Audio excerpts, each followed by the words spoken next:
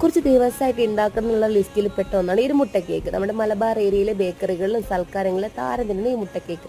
അതിന് വേണ്ടി 3 മുട്ട എടുത്തിട്ടുണ്ട്, അതിലോട്ട് ഏലക്ക പൊടിച്ചിട്ടിട്ടുണ്ട്, 6 ടേബിൾ സ്പൂൺ പഞ്ചസാര. അപ്പോൾ ഒരു മുട്ടയ്ക്ക് 2 ടേബിൾ സ്പൂൺ പഞ്ചസാര രീതിക്കാണ് എടുത്തിരിക്കുന്നത്.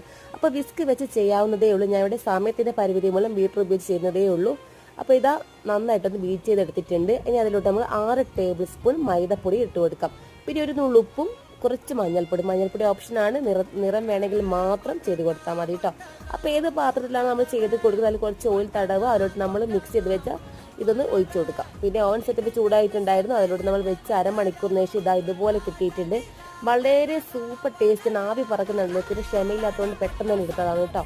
അപ്പോൾ ഇതാ കട്ട് ചെയ്ത് കാണിച്ചു തരാം. അപ്പോൾ നല്ല സോഫ്റ്റ് ആൻഡ് ടേസ്റ്റി ആയിട്ടുള്ള ബേക്കറി സ്റ്റൈലിലുള്ള അതേ രുചിയിലുള്ള നമ്മുടെ മുട്ടക്കേക്ക് റെഡി ആയിട്ടുണ്ട്.